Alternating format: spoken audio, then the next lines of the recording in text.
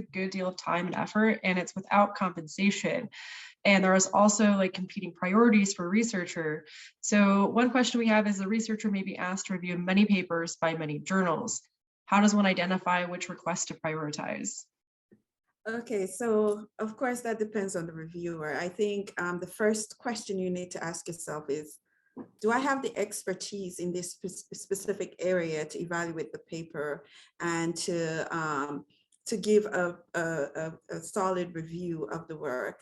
Number two, do I have the time to complete the review? So most journals nowadays are asking for a specific turnaround time. At JNR, we give 14 days turnaround for every paper that is to be reviewed. So you need to evaluate whether or not you have the time to actually give a proper review of the manuscript before you can accept it. And once those two questions have been answered and you feel like I have the time, I believe I have the expertise to handle this, then you would accept that particular review invitation. Of course, if you have 5 invitations in 1 week, that's kudos to you. You're well recognized, well known in the field, but of course you have to determine which one should I accept. So you want to go for the ones that are probably more relevant to your field of interest, potentially the ones that you may be able to provide a better evaluation on. And generally it's up to you.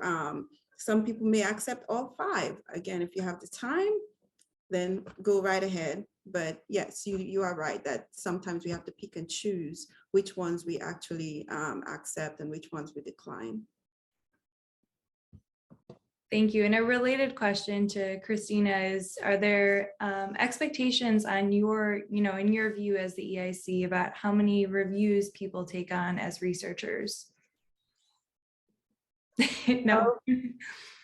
No, I'm bad because I feel guilty. So we all receive a lot of invitations. Some people only reviews, for top journals, like, oh, I don't have time. So unless it's a, natural science, I don't do that. Some other people are really nice and they review for anything, for any journal. I feel really guilty. Sometimes I get like, yesterday I found 3 invitations and I'm just like, I already took over other 2. I can't do also this because we also have JNR, right? So I have to prioritize JNR in certain ways. Also because sometimes if you don't get enough reviewers, then the editors has to do the review. So, but some of them are easy because they're not in my field. So I can just suggest someone else. But some others is really hard because you also see people that and so you would like to help, or people that are really great scientists, so it will be a great paper to read or contribute to.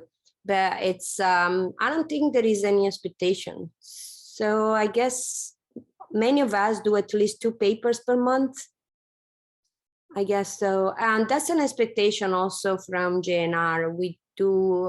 You expect the editorial board of a journal usually takes on at least 1 review per month, I guess. But some people are, in several different journals, so it's going to be really hard to handle or juggle all of those. Yeah, I think we overcommit ourselves all the time. I would like to add to that. So I believe one of the people that I look up to has kind of come up with a formula. So for every paper you submit, you have 2 to 3 reviewers who evaluate your work. So for every paper you submit, you should do at least 2 to 3 reviews in return. That way you're contributing to the peer review process.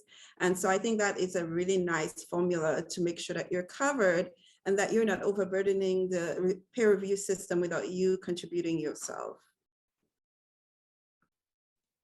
I really like that formula. And I think if everyone did that, we'd all be sort of perfectly balanced.